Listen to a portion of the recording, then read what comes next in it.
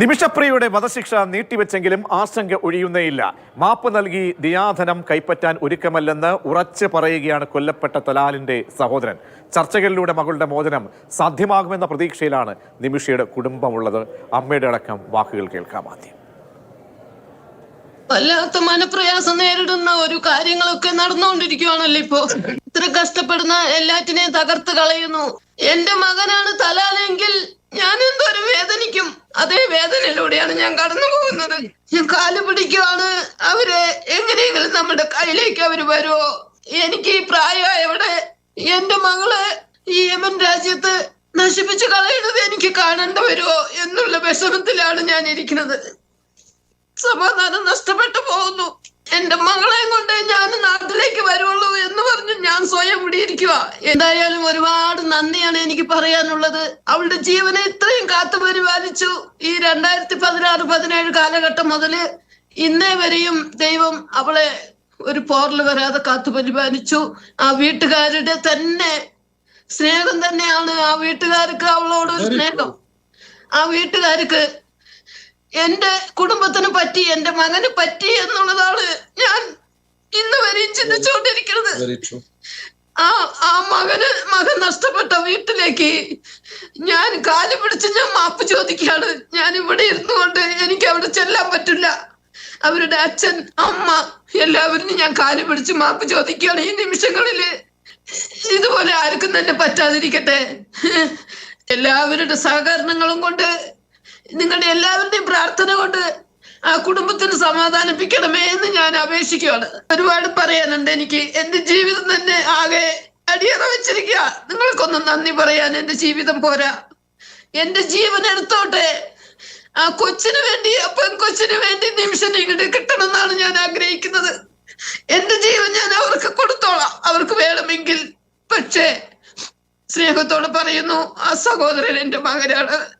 Talal എന്റെ മകനാണ്. ഞാൻ അവന് വേണ്ടി ജീവൻ അർപ്പിക്കാൻ തയ്യാറാണ്. എന്റെ ജീവൻ അർപ്പിക്കുന്നതിന് എനിക്ക് യാതൊരു ഭയവുമില്ല. ഞാൻ ആ മകന് വേണ്ടി സഹിക്കുകയാണ്. ആ മകന്റെ ആത്മാവിന് ശാന്തി കിട്ടാൻ വേണ്ടി ഞാൻ ഇന്നും പ്രാർത്ഥിച്ചുകൊണ്ടിരിക്കുകയാണ്. എല്ലാവരുടെ സഹായത്തിനും ഞാൻ 1000 നന്ദി പറയുന്നു. അങ്ങനെ അങ്ങ് അന്യനാട്ടിൽ പോയി മകൾക്ക് വേണ്ടി, മകളുടെ നീതിക്ക് വേണ്ടി യാചിക്കുന്ന ഒരമ്മയുടെ ഹൃദയം നുറുങ്ങുന്ന വാക്കുകളാണ് പ്രിയപ്പെട്ട പ്രേക്ഷകർ കേട്ടത്. ഇനി നമുക്കെന്താണ് ഇനി പ്രതിസന്ധിക്ക് ഇപ്പോൾ വകയുള്ള കാര്യങ്ങൾ, എന്താണിപ്പോൾ അങ്ങനെ പ്രതിസന്ധിയായി ഉരുത്തിരിയുന്ന കാര്യങ്ങൾ എന്നൊക്കെ നമുക്ക് വളരെ വിശദമായി തന്നെ പരിശോധിക്കാം. അഡ്വക്കേറ്റ് സുഭാഷ് ചന്ദ്രൻ KR, നിമിഷപ്രിയ ആക്ഷൻ കൗൺസിൽ നിയമ ഉപദേഷ്ടാവ് കൂടിയാണ്. സുഭാഷ്, ഒപ്പം ജവാദ് മുസ്തഫാവി, സൂഫി പണ്ഡിതരായിട്ടുള്ള ഷെയ്ഖ് ഹബീബ് ഉമറിൻ്റെ അനുയായി കൂടിയാണ്. ഒപ്പം ചാണ്ടിയമ്മനെ ടെലിഫോൺ ലൈനിൽ കൂടി നമ്മൾ പ്രതീക്ഷിക്കുകയാണ്. ശ്രീ സുഭാഷ് ചന്ദ്രൻ, നമുക്ക് ഓരോ നിമിഷവും വളരെ വിലപ്പെട്ടതാണ് സുഭാഷ്.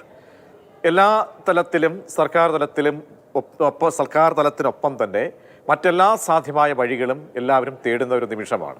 അപ്പോഴാണ് ഈ പൊടുന്നനെ നമ്മൾ പറഞ്ഞതുപോലെ തന്നെ നിലപാടുമായി ബന്ധപ്പെട്ട് തലാലിൻ്റെ കുടുംബം ഏതൊരു പോസിറ്റീവായിട്ടുള്ള പ്രതികരണം അവരുടെ ഭാഗത്തുനിന്നും ഉണ്ടാകുന്നു എന്ന സൂചനകളൊക്കെ തന്നെയാണ് കഴിഞ്ഞ ദിവസമൊക്കെ നമ്മൾ പ്രതീക്ഷിച്ചതെങ്കിൽ ഒരു കണിശതയിലേക്ക് അവർ പോകുന്നു. കുടുംബത്തിൽ തലാലിൻ്റെ സഹോദരൻ പോകുന്നു എന്നാണ് നമുക്ക് ഏറ്റവും ഒടുവിൽ ഒരു അപ്ഡേറ്റായി ലഭ്യമാകുന്നത്. അത് എത്രത്തോളം നമുക്ക് വിശ്വസിക്കേണ്ടി വരുന്നതാണ്. സുഭാഷ്, അവിടെയുള്ള ആളുകളോടൊക്കെ ബന്ധപ്പെടുമ്പോൾ ലഭ്യമാകുന്ന കാര്യങ്ങൾ എന്താണ്? പ്രതിസന്ധി എത്രത്തോളം ഒരു സങ്കീർണതയിലേക്ക് പോകുന്നുണ്ടോ അതെല്ലാം നമ്മുടെ കൈകളിൽ തന്നെ നിൽക്കും ഈ ഇടപെടലുകൾ എന്നാണോ സുഭാഷ് പ്രതീക്ഷിക്കുന്നത്?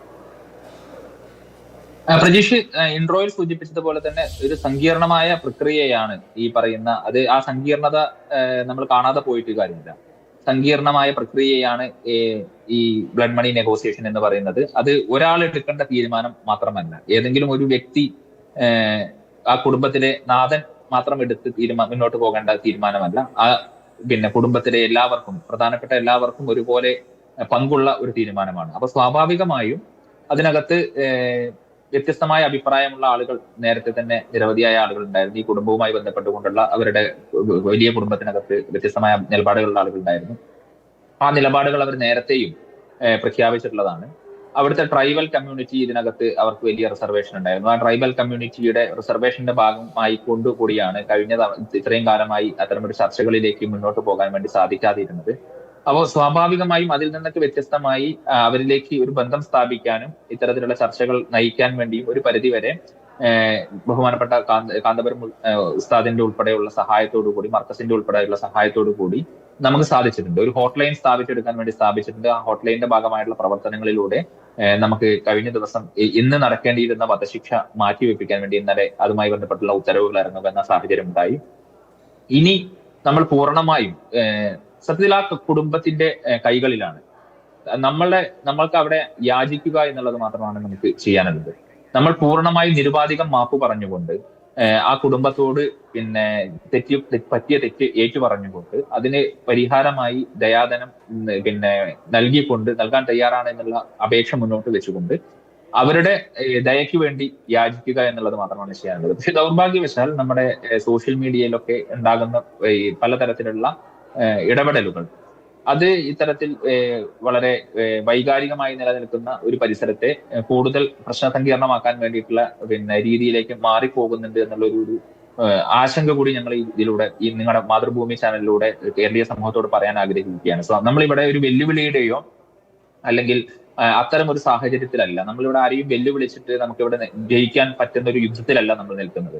നമ്മളിവിടെ പൂർണ്ണമായും അടിയറവ് പറഞ്ഞുകൊണ്ട് പൂർണ്ണമായും അവരുടെ ദയാവായ്പിന് വേണ്ടി കേഴുന്ന ഒരു ഒരു മുഖത്താണ് നമ്മളിപ്പോൾ നിൽക്കുന്നത്. അപ്പൊ സ്വാഭാവികമായും അവരോട് മാപ്പ് പറഞ്ഞുകൊണ്ട് ആ അമ്മ കരഞ്ഞു മാപ്പ് പറയുന്നത് പോലെ നിമിഷപ്രിയ ആക്ഷൻ കൗൺസിൽ എത്രയോ കാലങ്ങളായി ആ യമനി സമൂഹത്തോടും ആ ട്രൈബൽ സമൂഹത്തോടും ആ കുടുംബത്തോടും മാപ്പ് പറഞ്ഞുകൊണ്ടിരിക്കുകയാണ്. ഞങ്ങൾ ആരും വ്യക്തിപരമായി ചെയ്ത ഏതെങ്കിലും ഒരു തെറ്റിന്റെയോ അല്ലെങ്കിൽ അത്തരത്തിലുള്ള ഒരു പോരായ്മയുടെയോ ഭാഗമായിട്ടല്ല ഞങ്ങൾ മാപ്പ് പറയുന്നത്. പക്ഷേ സ്വാഭാവികമായും നമ്മുടെ ഒരു സഹോദരിയായ നിമിഷപ്രിയയുടെ ജീവൻ രക്ഷിക്കാൻ വേണ്ടി അവർക്ക് പറ്റിപ്പോയ സുഭാഷ് പറഞ്ഞ വളരെ പ്രധാനപ്പെട്ട ഒരു പോയിന്റാണ് പ്രിയപ്പെട്ട പ്രേക്ഷകരിലെ കൂടി അറിയിക്കുന്നത്. കാരണം നമ്മളൊരു ക്രെഡിറ്റിന്റെ എടുക്കേണ്ട ഒരു കാര്യമല്ല, മറ്റേതെങ്കിലും ഒരു യജ്ഞമല്ല നമ്മൾ നടത്തുന്നത്. ഒരു ജീവന്റെ പ്രശ്നമാണ്, ജീവൽ പ്രശ്നമാണ്.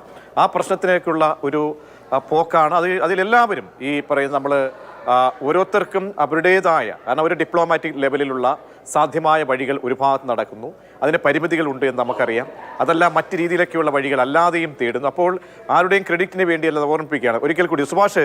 അപ്പോൾ ഇത്തരത്തിലുള്ള പ്രചാരണങ്ങൾ നമുക്ക് നോക്കൂ, വളരെ മലീമസമായ എത്രയോ സോഷ്യൽ മീഡിയ സംഭവങ്ങൾ എത്രയോ നമുക്ക് നീതീകരിക്കാത്ത രീതിയിൽ പോലും ഉണ്ടായിക്കൊണ്ടിരിക്കുന്നു. അത് പൊളിറ്റിക്കലി ഉണ്ടാകാം, അല്ലാത്ത രീതിയിലൊക്കെ ഉണ്ടാകാം. ഇതൊരു ജീവന്റെ പ്രശ്നമാണ്. ആ പ്രശ്നത്തിൽ ഞാനൊന്ന് മടങ്ങി എത്താം സുഭാഷ്. ഇപ്പോൾ ചാണ്ടിയുമ്മൻ നമ്മോടൊപ്പം ചേരുന്നുണ്ട്. ചാണ്ടിയുമ്മൻ, ഇപ്പോൾ നമ്മോടൊപ്പം ചർച്ചയിൽ അഡ്വക്കേറ്റ് സുഭാഷ് ഉണ്ട്, ജവാദ് മുസ്തഫാവി സൂഫി പണ്ഡിതന്റെ അനുയായി ചർച്ചയിൽ പങ്കുചേരുന്നു. നമ്മളെല്ലാവരും ചാണ്ടിയുമ്മൻ ടെലിഫോൺ ഒന്ന് കട്ടായിട്ടുണ്ട്. സുഭാഷ്, ഞാൻ പറഞ്ഞു വന്ന കാര്യം, അപ്പോൾ ഈ നടക്കുന്ന പ്രചാരണങ്ങൾ അതൊരു ശരികേടിൻ്റെ പ്രചാരണങ്ങളാണ്. അതൊരിക്കലും നമ്മൾ അതിനെ മൈൻഡ് ചെയ്യാൻ പാടില്ല.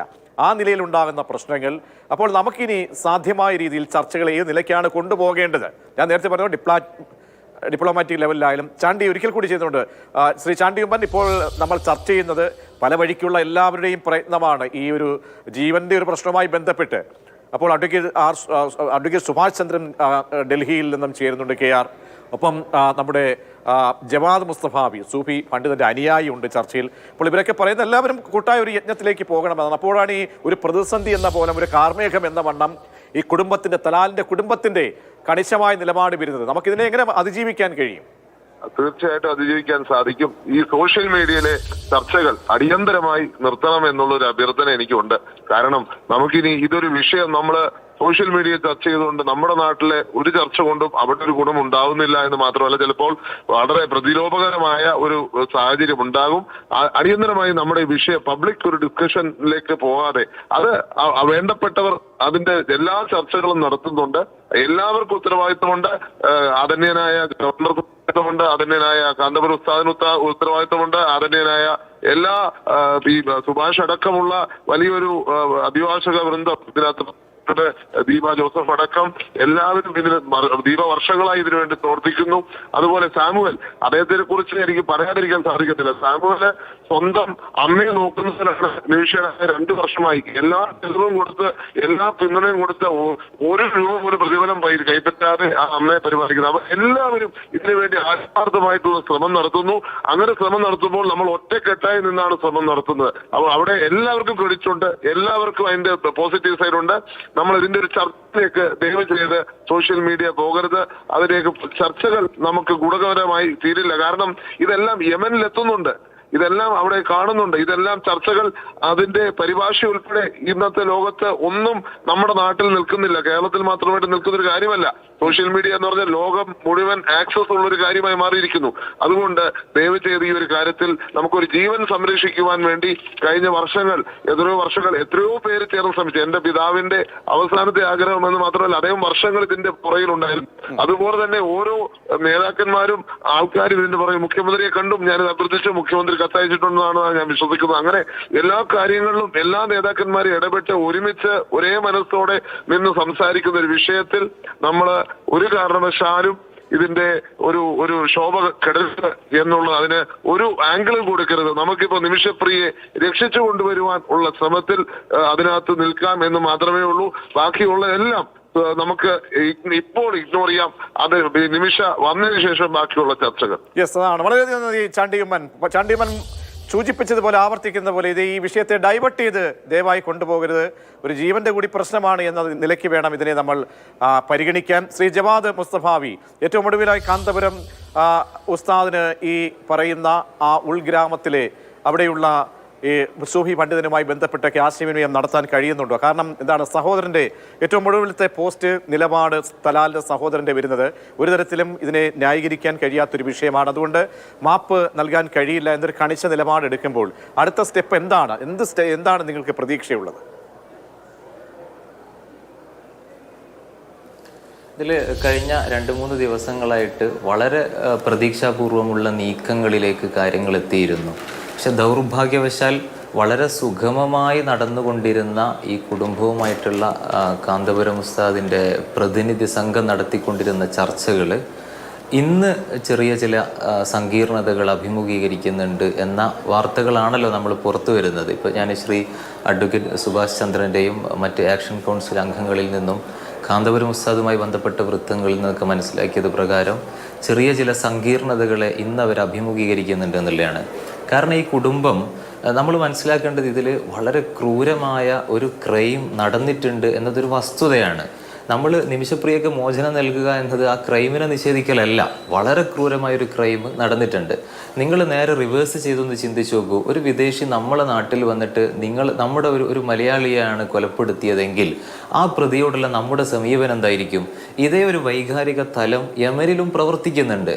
അപ്പോൾ അതിനെ അനുനയിപ്പിച്ചുകൊണ്ട് നിങ്ങളെ കഴിഞ്ഞ 5 വർഷം, ഇപ്പോൾ ശ്രീ സുഭാഷ് ചന്ദ്രനൊക്കെ പല വേദികളിൽ പറയുന്ന കേട്ടിട്ടുണ്ട്, കഴിഞ്ഞ 5 വർഷം നടത്തിയ നിയമ പോരാട്ടങ്ങളിൽ കുടുംബവുമായി കണക്ട് ചെയ്യാൻ പോലും കഴിഞ്ഞിരുന്നില്ല. അത്രയും തീവ്രമായ ഒരു വൈകാരിക പശ്ചാത്തലം ഇതിലുണ്ട്. ആ ഗ്രാമങ്ങളിലേക്ക് നമുക്ക് പോകാൻ പോലും കഴിയൂല ഈ കേസ് പറഞ്ഞുകൊണ്ട്.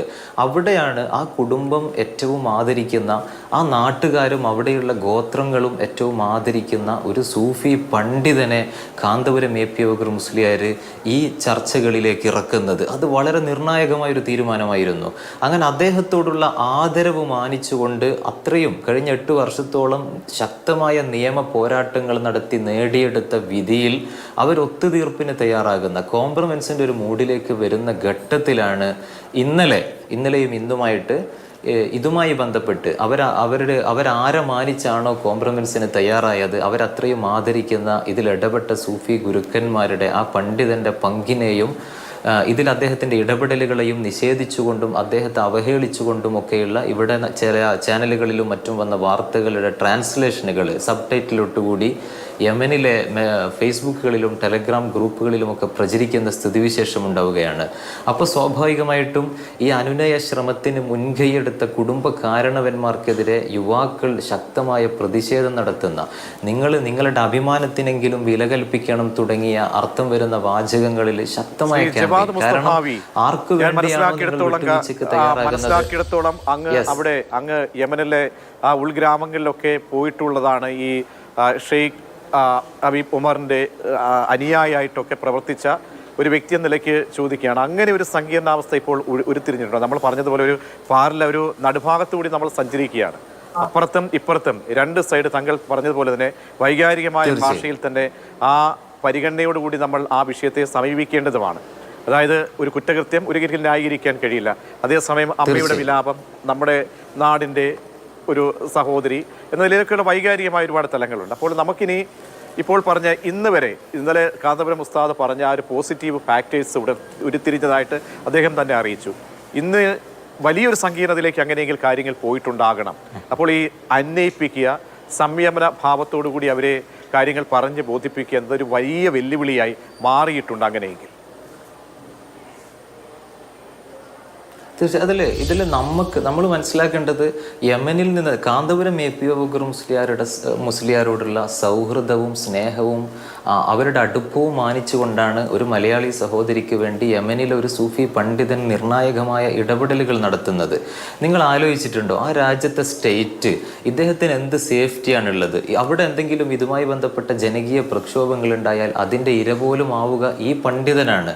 അദ്ദേഹം തൻ്റെ ജീവൻ പോലും പണയം വെച്ചുകൊണ്ട് കാന്തപുരത്തോടുള്ള പ്രതിബദ്ധതയുടെ പേരിൽ ഇടപെടലുകൾ നടത്തുമ്പോൾ അവരുടെ ഇടപെടലിനെ പ്രയാസപ്പെടുത്തുന്ന രൂപത്തിലുള്ള ചർച്ചകളും അവഹേളനങ്ങളും ഇതിൻ്റെ പേരിൽ ഉണ്ടാവുകയാണ്. ഞാൻ പറയുന്നത് മലയാളി സമൂഹത്തെ പോലും അപമാനിക്കുന്ന രൂപത്തിലുള്ള ഒരു നീക്കങ്ങൾ നമ്മൾ അവസാനിപ്പിക്കണം. ഏറ്റവും ചുരുങ്ങിയത് മലയാള മാധ്യമങ്ങൾ അത്തരത്തിലുള്ള ആളുകൾക്ക് ദൃശ്യത കൊടുക്കുന്നതിൽ നിന്ന് പിന്മാറാനുള്ള സന്മനസ്സെങ്കിലും കാണിക്കണമെന്നാണ്. ഇത് വളരെ പ്രയാസപ്പെടുത്തുന്നത്. 5 വർഷത്തിന് ശേഷമാണ് കുടുംബവുമായി കമ്മ്യൂണിക്കേറ്റ് ചെയ്യുന്നത് എന്നതിൽ ആർക്കാണ് തർക്കം?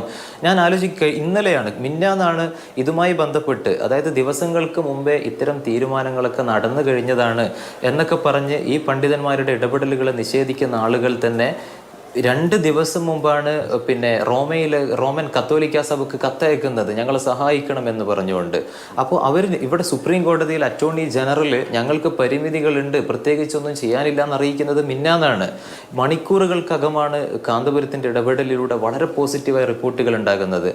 ആദ്യമായി കോടതിയുടെ ഉത്തരവിൻ്റെ പകർപ്പ് പോലും നൽകുന്നത് കാന്തപുരം ഉസ്താദിൻ്റെ ഫേസ്ബുക്ക് പേജിലൂടെയാണ്. ഈ ഇരയുടെ തലാലിൻ്റെ സഹോദരൻ പോലും പങ്കുവെക്കുന്നത് കാന്തപുരം ഉസ്താദിന്റെ വാട്ടർമാർക്കോടുകൂടി ഇവിടെയുള്ള ഗ്രാൻഡ് മുഫ്തിയുടെ ഓഫീസ് പുറത്തുവിട്ട രേഖയാണ്. അപ്പോൾ അദ്ദേഹത്തിന്റെ ഇടപെടൽ എന്നത്, ആ ഇടപെടലിന്റെ നാൾവഴികൾ എന്നത് വളരെ സുതാര്യമായ കാര്യമാണ്. അപ്പോൾ നമ്മളിതിൻ്റെ ഇടയിൽ സന്നദ്ധ പ്രവർത്തനം നടത്തുന്ന സഹകരിക്കുന്ന ആളുകൾക്ക് പ്രയാസപ്പെടുത്തുന്ന പ്രവർത്തനങ്ങൾ മലയാളികളുടെ ഭാഗത്ത് നിന്ന് ഉണ്ടാകരുത്. ചില ആളുകളുടെ സോഷ്യൽ മീഡിയ പോസ്റ്റുകൾ ഇതൊക്കെയും അവിടെയുള്ള വൈകാരികമായി ഇവരനുനയിപ്പിക്കുമ്പോൾ മറ്റൊരു ഭാഗത്തു നിന്ന് ഇതിനെ ആളിക്കത്തിക്കുന്ന ചില പ്രവർത്തനങ്ങൾ, ഇതുമായി ബന്ധപ്പെട്ട് പ്രവർത്തിക്കുന്ന ആളുകൾ എന്ന് പറയപ്പെടുന്ന ആളുകളിൽ നിന്നും അതല്ലാത്ത ചില പൊതുവായ ഒറ്റപ്പെട്ട ചില വ്യക്തികളുടെ സോഷ്യൽ മീഡിയ പ്രൊഫൈലുകളിൽ നിന്നൊക്കെ ഉണ്ടാവുന്നുണ്ട്. അത് വളരെ ഖേദകരമായ, കാരണം നിമിഷപ്രിയ എത്തുന്നത് തിരിച്ച് നാട്ടിലേക്ക് എത്തുന്നത് വരെയെങ്കിലും നമ്മൾ മനസ്സിലാക്കേണ്ടത് സ്റ്റേറ്റില്ല, പോലീസ് സംവിധാനം ഇല്ല. നിമിഷപ്രിയ എന്ന മോചനമാകുന്നത് വരെയെങ്കിലും, കാരണം സെൻസിറ്റീവ് വിഷയമാണ്, അതിലൊരു തീ ആളിക്കത്തിക്കാൻ വളരെ എളുപ്പമാണ്, പക്ഷേ അത് അണയ്ക്കുക വളരെ പ്രയാസമാണ്. അഡ്വക്കേറ്റ് സുഭാഷ് ചന്ദ്രൻ്റെ FB പോസ്റ്റിൽ കഴിഞ്ഞ ദിവസം സുഭാഷ് ചന്ദ്രൻ എല്ലാം വിശദമായി എണ്ണി ഓരോ കാര്യങ്ങളും അത് സൂചിപ്പിക്കുകയും ചെയ്തിരുന്നു. ഈ സുഭാഷ് ചന്ദ്രൻ, ഇപ്പോൾ നിങ്ങളുടെ കമ്മ്യൂണിക്കേഷൻ എങ്ങനെയാണ്? ഇപ്പോൾ സാധ്യമായ വഴികളിലൂടെയാണോ? കേന്ദ്ര സർക്കാരിന് അതിന് പുറമെ കേന്ദ്ര സർക്കാരിൻ്റെ ചാനൽ വഴി അവരുമായിട്ടൊക്കെയുള്ള നിങ്ങളുടെ കമ്മ്യൂണിക്കേഷൻസ് എങ്ങനെയാണ്? നേരത്തെ പറഞ്ഞുവല്ലോ, ഇവിടെ ശ്രീ ജവാദ് പറഞ്ഞതുപോലെ തന്നെ ഒരു വല്ലാത്തൊരു പ്രതിസന്ധി അവിടെ പ്രാദേശികമായി ഉടലെടുത്ത് കഴിഞ്ഞു. അത് നമ്മുടെ ഈ തീക്കൊള്ളി കൊണ്ട് തല ചൊറിയുന്നത് പോലെ ഈ വിഷയത്തെ വളരെ സെൻസിറ്റീവായി സമീപിക്കേണ്ടതിനപ്പുറത്തേക്ക് പല വൈകാരികത ഇളക്കി വിട്ടുകൊണ്ടുള്ള പ്രചരണങ്ങളൊക്കെ ഉണ്ട്. അതൊക്കെ തന്നെ ഈ സമയത്ത് ചെറുതാണെങ്കിൽ പോലും ബാധിച്ചേക്കാവുന്ന പ്രശ്നമാണിത്. അപ്പോൾ നിങ്ങൾ നടത്തുന്ന ഈ കമ്മ്യൂണിക്കേഷൻസ് എങ്ങനെയാണ്? ഇപ്പോൾ എന്ത് പ്രതീക്ഷിക്കണം? ആ അമ്മയുടെ വിലാപം കേട്ടുവല്ലോ, അല്ലെങ്കിൽ നമ്മുടെ നിമിഷപ്രിയയ്ക്ക് വേണ്ടി ഇപ്പോഴും നിലകൊള്ളുന്ന ലക്ഷക്കണക്കിന് ആളുകൾ, അവരോട് പറയാനുള്ളത് എന്താണ്? പൂർണ്ണമായും നേരത്തെ ജവാദ് പറഞ്ഞതിനോട് യോജിച്ച് തന്നെ ഞങ്ങളുടെ പ്രവർത്തനങ്ങൾ save Nimisha Priya international action council ഇപ്പോൾ ഈ പ്രവർത്തനങ്ങൾ ഏകോപിപ്പിക്കുന്നത് ബഹുമാന്യനായ കാന്തപുരത്തിന്റെ ഓഫീസ് വഴിയാണ്, മർക്കസ് വഴിയാണ്, അവിടെ നടത്തുന്ന പ്രവർത്തനങ്ങൾ വഴിയാണ്. കാരണം സ്വാഭാവികമായും നേരത്തെ ഉണ്ടായ ഒരുപാട് ഇതുമായി ബന്ധപ്പെട്ടുകൊണ്ടുള്ള തടസ്സങ്ങൾ, പ്രയാസങ്ങൾ, ഇപ്പോൾ അതിന്റെ ഒരു സീക്വൻസ് വളരെ ചെറിയ സമയത്ത് വേണമെങ്കിൽ ഞാൻ ഞങ്ങൾക്ക് നേരിട്ടുന്ന തടസ്സങ്ങൾ പറയാം. കാരണം 2017 ആണ് നിമിഷപ്രിയ അറസ്റ്റിലാവുന്നത്, 2020 നിമിഷപ്രിയ ശിക്ഷിക്കപ്പെടുന്നത്. 2020 ശിക്ഷിക്കപ്പെട്ടതിന് ശേഷം 2022 ആദ്യത്തെ അപ്പലേറ്റ് കോടതി നിമിഷപ്രിയയുടെ വധശിക്ഷ ശരിവെക്കുന്നു. 2023 സുപ്രീം ജുഡീഷ്യൽ കൗൺസിൽ നിമിഷപ്രിയയുടെ വധശിക്ഷ ശരിവെക്കുന്നു. ഈ നിമിഷം വരെ ഈ 3 ജഡ്ജ്മെന്റും അവിടെ നേരത്തെ ഇക്കാര്യങ്ങൾ കൈകാര്യം ചെയ്തിരുന്ന ആളുകളോട് ഞങ്ങൾ നിരന്തരമായി അഭ്യർത്ഥിക്കുകയും അതിനാവശ്യമായ പണം ഏതാണ്ട് $4000 രൂപ ഞങ്ങൾ കൊടുത്തിട്ട് പോലും ഞങ്ങൾക്ക് ഈ നിമിഷം വരെ നിമിഷപ്രിയ ആക്ഷൻ കൗൺസിലിന് ഔദ്യോഗികമായി ഈ 3 ഡോക്യുമെന്റുകൾ, പ്രധാനപ്പെട്ട 3 ജഡ്ജ്മെന്റുകൾ ഇതുവരെ ലഭ്യമാകാൻ വേണ്ടി സാധിച്ചിട്ടില്ല. ഞങ്ങൾ ഈ ജഡ്ജ്മെന്റുകൾ ഇല്ലാതെയാണ് ഞങ്ങൾ ഈ കേസ് ഇതുവരെ നടത്തിക്കൊണ്ടിരുന്നത്. അതോടൊപ്പം തന്നെ 2023 ഈ സുപ്രീം ജുഡീഷ്യൽ കൗൺസിലിന്റെ തീരുമാനം വരുന്നത് അത് ഈ അവിടെ പ്രാദേശികമായി കൈകാര്യം ചെയ്തിരുന്ന ആളുകൾ അറിഞ്ഞിരുന്നില്ല. ഡൽഹി ഹൈക്കോടതിയിൽ ഞാൻ തന്നെ അമ്മയുടെ യാത്രാനുമതിക്ക് വേണ്ടി കേസ് ഫയൽ ചെയ്യുന്ന സമയത്ത് ആ കേസ് പരിഗണനയ്ക്ക് വരുന്ന സമയത്താണ് കേന്ദ്ര സർക്കാർ ഡൽഹി ഹൈക്കോടതിയെ അറിയിക്കുന്നത് സുപ്രീം ജുഡീഷ്യൽ കൗൺസിൽ മുമ്പാകെ നൽകിയ അപ്പീൽ തള്ളിയിട്ടുണ്ട് എന്നുള്ള കാര്യം. അപ്പൊ ഇത്തരത്തിൽ ഞങ്ങൾ പൂർണ്ണമായും ഇരുട്ടിൽ നിൽക്കുന്ന സാഹചര്യമായിരുന്നു. നിമിഷപ്രിയയെ രക്ഷിക്കുക എന്നുള്ള ഒരു വലിയ ദൗത്യവുമായി ഞങ്ങൾ മുന്നിട്ടിറങ്ങി ഏത് വഴിക്ക് മുന്നേറണം എന്ന് ഞങ്ങൾക്ക് അറിയില്ലായിരുന്നു. ഇതുമായി ബന്ധപ്പെട്ടുള്ള ചർച്ചകൾക്കായി $40,000 ഞങ്ങൾ നൽകിയിട്ടുണ്ടായിരുന്നു. പിന്നീട് ആ ചർച്ചകളൊന്നും മുന്നോട്ട് പോകാത്ത സാഹചര്യം. ആ സാഹചര്യത്തിലാണ് ഇതാകെ ഇരുട്ടിൽ നിൽക്കുന്ന സാഹചര്യത്തിലാണ് ഒരു തെളിച്ചമായി ഒരു ദീപ്തനാളമായി ബഹുമാനപ്പെട്ട കാന്തപുരം ഉസ്താദിന്റെ ഈ ഒരു ശ്രമം മുന്നോട്ട് വരുന്നത്. ഞങ്ങൾ അദ്ദേഹത്തോട് അഭ്യർത്ഥിച്ചിരുന്നു. ഏതാണ്ട് അദ്ദേഹത്തിന്റെ മകനെ ഞങ്ങൾ വല്ലാതെ ഒരു പ്രതിസന്ധിയിൽ നിൽക്കുന്ന സമയത്ത് അദ്ദേഹത്തിന്റെ മകൻ ഹക്കീം ഉസ്താദിനെ ഞാൻ നേരിട്ട് കണ്ട് ഡൽഹിയിൽ ഈ ഇക്കാര്യത്തിനകത്ത് ഇടപെടണമെന്ന് അഭ്യർത്ഥിച്ചിരുന്നു. അപ്പൊ ഇത്തരത്തിലുള്ള അഭ്യർത്ഥന മാനിച്ചുകൊണ്ട് ഇതിനകത്ത് അവർ ഇടപെടുകയും അവർ ആ കാര്യങ്ങൾ മുന്നോട്ട് കൊണ്ടുപോവുകയും ചെയ്യുന്ന സമയത്ത് നേരത്തെ ജവേദ് സൂചിപ്പിച്ചതുപോലെ തന്നെ അവരെ ആകെ തന്നെ അഭിമന്യനായ ഒരു 94 വയസ്സുള്ള ലോകം ബഹുമാനിക്കുന്ന ഒരു മത നേതാവിനെ പൊതുസമൂഹത്തിലാകെ അപമാനിക്കുന്ന തരത്തിലേക്ക് വരികയും ഈ ചർച്ചകൾക്ക് ആകെ നേതൃത്വം നൽകുന്ന ഈ പ്രായാധിക്യത്തിനിടയ്ക്കും അദ്ദേഹത്തിന്റെ ആരോഗ്യാവസ്ഥകളൊക്കെ മാറ്റിവെച്ചുകൊണ്ട് അല്ലെങ്കിൽ അനാരോഗ്യം മാറ്റിവെച്ചുകൊണ്ട് ഇത് ചർച്ചകൾ മുന്നോട്ട് നയിക്കുമ്പോൾ അദ്ദേഹത്തെ അപമാനിക്കുന്ന തരത്തിലേക്കുള്ള ചർച്ചകൾ വരുന്നു. അതോടൊപ്പം തന്നെ ഒരു കാര്യം കൂടി കൂട്ടിച്ചേർക്കാനുണ്ട്. ഞാൻ നേരത്തെ പറഞ്ഞതുപോലെ തന്നെ വിവിധ സോഷ്യൽ മീഡിയ ഹാൻഡിലുകൾക്കകത്ത് തലാലിന്റെ ബ്രദർ എന്നിട്ട് ഒരു പോസ്റ്റിന്റെ താഴെ പോയി മലയാളികൾ ഒരുപാട് കമന്റുകൾ അദ്ദേഹത്തെ ചീത്ത വിളിക്കുന്നത് പോലെയുള്ള അദ്ദേഹത്തെ അബ്യൂസ് ചെയ്യുന്ന തരത്തിലേക്കുള്ള കമന്റുകൾ വരുന്നുണ്ട്. ഇത്തരത്തിലുള്ള പ്രവർത്തനങ്ങൾ നടത്തരുത് എന്ന് ഈ മാതൃഭൂമിയിലൂടെ ഞങ്ങൾ അഭ്യർത്ഥിക്കുകയാണ്. ഇത്തരത്തിലുള്ള പ്രവർത്തനങ്ങൾ നമ്മുടെ ഈ പറയുന്ന ഈ നെഗോസിയേഷൻ പ്രവർത്തനങ്ങൾ തകിടം മറിക്കാൻ മാത്രമേ ഉപകരിക്കുകയുള്ളൂ. അപ്പൊ അത്തരം പ്രവർത്തനങ്ങളിൽ നിന്ന് മലയാളികൾ മാറി നിൽക്കണം, നമ്മുടെ സഹോദരിയുടെ ജീവൻ രക്ഷിക്കാൻ വേണ്ടി. അതോടൊപ്പം തന്നെ ഈ ചർച്ചകൾക്ക് നേതൃത്വം നൽകുന്നവരെ നിങ്ങൾ ബഹുമാനിച്ചില്ലെങ്കിൽ പോലും അവരെ അപമാനിക്കാൻ വേണ്ടി തയ്യാറാകരുത്. അവർക്ക് അവരുടെ പ്രവർത്തനങ്ങൾ നിമിഷയുടെ ജീവൻ രക്ഷിക്കാൻ വേണ്ടിയാണ് എന്നുകൂടി തിരിച്ചറിഞ്ഞുകൊണ്ട് അത്തരം ഒരു സമീപനം എടുക്കണം എന്നുള്ളത് മാത്രമാണ് സൂചിപ്പിക്കാനുള്ളത്. അതാണ് സുഭാഷ് ചന്ദ്രൻ പറഞ്ഞതുപോലെ തന്നെ ഉപകാരം ചെയ്തില്ലെങ്കിലും ഉപദ്രവിക്കാതിരിക്കുക. കാരണം സമാന സാഹചര്യത്തിൽ ഒരുപാട് വെട്ടിക്കിളി കൂട്ടങ്ങൾ അത് എല്ലായിടത്തും ഉണ്ടാകും. കാരണം സ്വന്തം അമ്മയെ തല്ലിയാലും രണ്ടഭിപ്രായമുള്ള നാട്ടിൽ സംയമനം പാലിക്കുക എന്ന് മാത്രമേ പറയാനുള്ളൂ. ശ്രീ ജവാദ് മുസ്തഫ, ഒരു കാര്യം കൂടി ചോദിച്ച് അവസാനിപ്പിക്കുകയാണ്. ഏറ്റവും ഒടുവിലായി അവിടുത്തെ മതപണ്ഡിതന്മാരുമായും പ്രാദേശിക നേതൃത്വമായിട്ടും ഒക്കെ ബന്ധപ്പെടാൻ കാന്തപുരത്തിന് കഴിഞ്ഞിട്ടുണ്ടോ? താങ്കൾ അടക്കമുള്ളവർക്ക് കഴിഞ്ഞിട്ടുണ്ടോ? ഏറ്റവും ഒടുവിൽ ബന്ധപ്പെടുമ്പോൾ എന്താണ് ലഭിക്കുന്ന മറുപടി? ചുരുക്കി. തീർച്ചയായും നമ്മൾ ഇന്നലെ ഏകദേശം രാവിലെ കാന്തപുരം ഉസ്താദ് ഇന്നലെ ഉച്ചയ്ക്ക് മുമ്പായിട്ട് ഇതിൻ്റെ ജഡ്ജ്മെൻറ്റ് കോടതിയിൽ നിന്നുള്ള ഉത്തരവ് പുറത്തുവിട്ടു. അത് തുടങ്ങി മലയാളികൾ മുഴുവൻ അതിൽ സന്തോഷിക്കുകയും ആഹ്ലാദിക്കുകയും അതുമായി ബന്ധപ്പെട്ട ചർച്ചകളിലേക്ക് പോവുകയും ചെയ്തു. പക്ഷെ അപ്പോഴും കാന്തപുരം ഉസ്താദ് നിരന്തരം യമനിലുള്ള ഈ സൂഫി പണ്ഡിതന്റെ സംഘവുമായി ബന്ധപ്പെടുകയും നിരന്തരമായ സംഭാഷണങ്ങൾ നടത്തുകയും ദിയാമണിയുമായി ബന്ധപ്പെട്ടിട്ടും അതിൻ്റെ മറ്റ് ചർച്ചകളിലുമൊക്കെ ആയിട്ട് അദ്ദേഹം സജീവമായിരുന്നു. അദ്ദേഹം ഇപ്പോഴും അതിൻ്റെ മറ്റ് തുടർ പ്രവർത്തനങ്ങളുമായിട്ട് മുന്നോട്ട് പോവുകയാണ്. അപ്പോഴാണ് നമ്മളിപ്പോൾ മറ്റൊരു ഭാഗത്ത് നിന്ന് ഇത്തരത്തിലുള്ള ചർച്ചകൾ നടത്തുകയും അത്തരം പ്രവർത്തനങ്ങൾക്ക് തടസ്സമാകുന്ന ചില നീക്കങ്ങൾ ചില ആളുകളുടെ ഭാഗത്ത് നിന്ന് ഉണ്ടാവുകയും ചെയ്യുന്നത്. അപ്പോൾ നമുക്ക് പറയാനുള്ളത്, നിമിഷപ്രിയ യമനിൽ നിന്ന് മോചനം നേടി ഇന്ത്യയിലേക്ക് തിരിച്ചെത്തുക എന്നുള്ളത് ചെറിയ ഒരു രൂപമൊന്നുമല്ല. അത്രയേറെ പ്രതിസന്ധികൾ ഇനിയും മുന്നിൽ കിടക്കുന്നുണ്ട്. അത് യമനിൽ ഒരു സാമൂഹിക ജീവിതത്തെക്കുറിച്ച് മനസ്സിലാക്കിയാൽ നമുക്ക് അറിയും ഇതെങ്ങനെയാണ് ഇതിൻ്റെ പ്രോസസ്സ്. ഇനി കുടുംബം മാപ്പ് കൊടുക്കുന്നതെങ്കിൽ എന്തൊക്കെ ക്രൈസിസുകൾ ഉണ്ട് എന്നൊക്കെ നമുക്ക് മനസ്സിലാവും.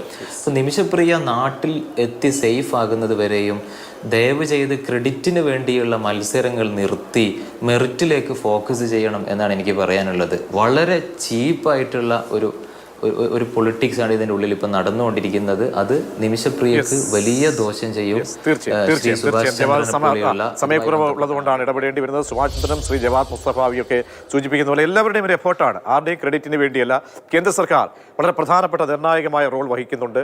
അവിടെ സുമനസ്സുകളുടെ സന്മനസ്സുള്ള മനുഷ്യസ്നേഹികളുടെ ഇടപെടൽ ഈ സംഭവത്തിൽ നിർണായകമാണ്. കാരണം ഓരോ ദിവസവും കഴിയുമ്പോൾ സങ്കീർണമായ തലത്തിലാണ് കാര്യങ്ങൾ പോകുന്നത്. നമുക്കിവിടെ ഇരുന്ന് ഇങ്ങനെ ഗ്യാലറിയിലിരുന്ന് കളി കാണാം, പക്ഷേ ഇടപെടലുകൾ അങ്ങേയറ്റം സങ്കീർണമാണ്. അപ്പോൾ സംയമനം പാലിക്കുക. ദയവായി ഒന്ന് ഈ ഉപകാരം ചെയ്തില്ലെങ്കിലും ഉപദ്രവിക്കാതിരിക്കുക എന്ന് പറയുന്നത് പോലെ നമ്മൾ ഈ വിഷയത്തിൽ സങ്കീർണ തലത്തിലേക്ക് എത്തിക്കാതിരിക്കുക. ചർച്ചകൾ ആ വഴിക്ക് നടക്കട്ടെ.